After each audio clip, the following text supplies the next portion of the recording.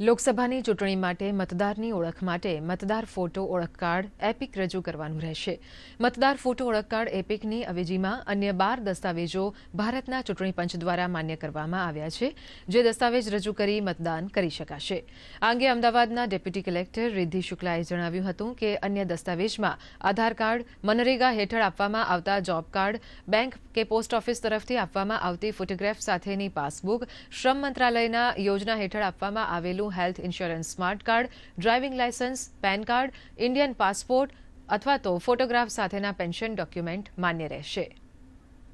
મતદાન માટે આગ્રહ એવો જ હોય છે કે એપિક કાર્ડ દ્વારા ઓળખપત્ર પોતાની ઓળખાણ એપિક કાર્ડ દ્વારા આપીને આપ મતદાન કરવા જઈ શકો છો.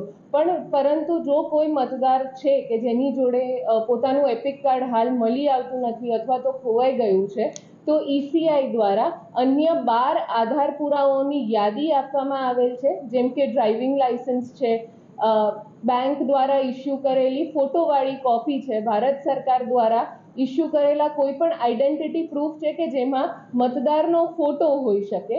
આવા 12 અલગ આઈડેન્ટિફિકેશન પ્રૂફ છે કે જેના દ્વારા વોટર પોતાનું મતદાન તારીખના દિવસે આપી શકશે.